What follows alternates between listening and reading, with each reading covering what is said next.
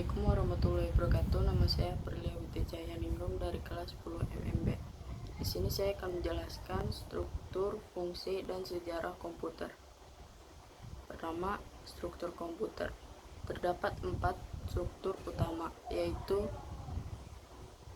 pertama, Central Processing Unit atau CPU, berfungsi sebagai pengontrol operasi komputer dan pusat pengolahan fungsi-fungsi komputer. Kesepakatan CPU cukup disebut sebagai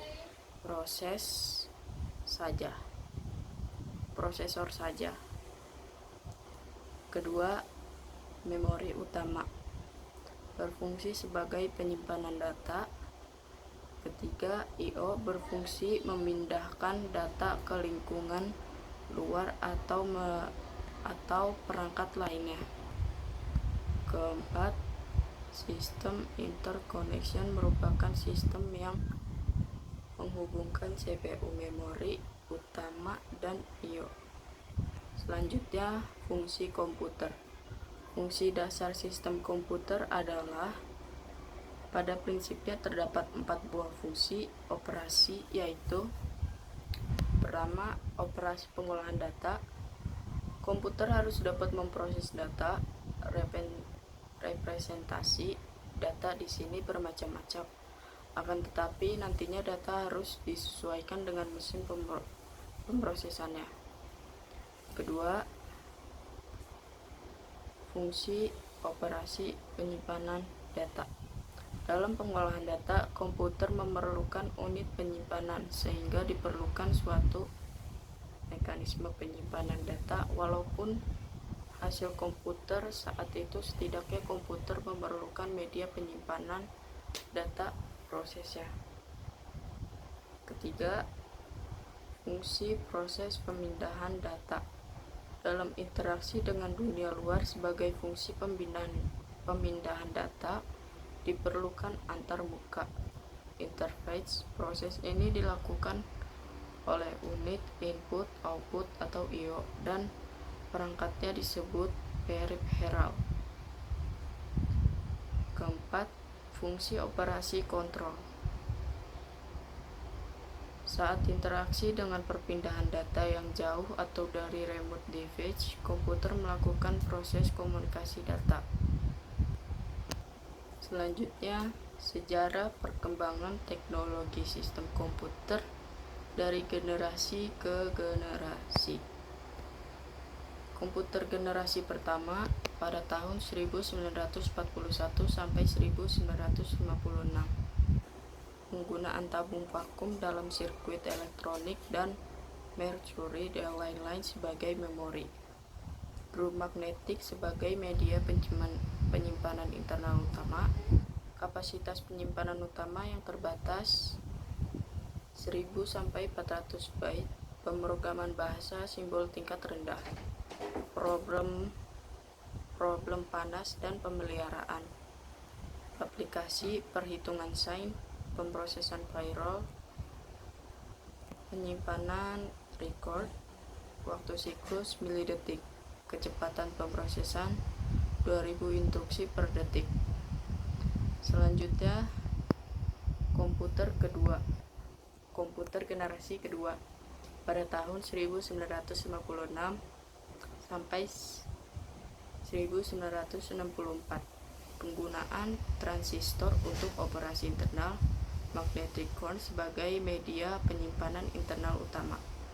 Mempunyai kapasitas penyimpanan lebih banyak, 4K sampai 32K.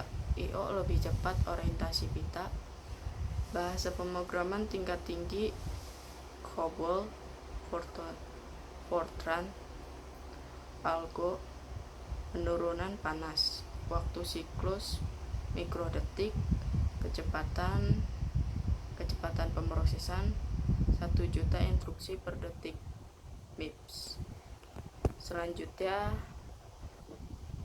komputer generasi ketiga pada tahun 1965 sampai 1971.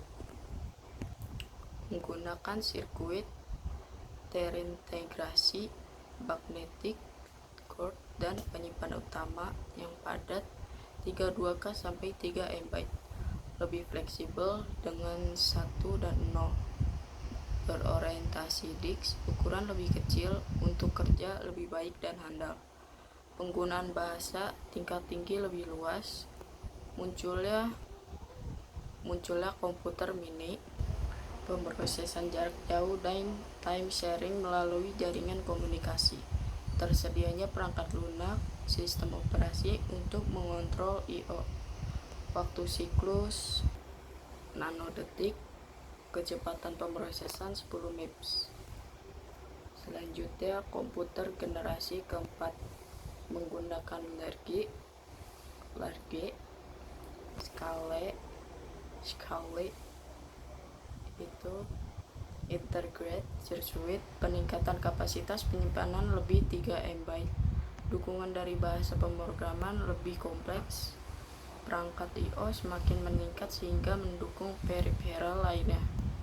Penggunaan mini komputer, mikroprosesor, dan mini komputer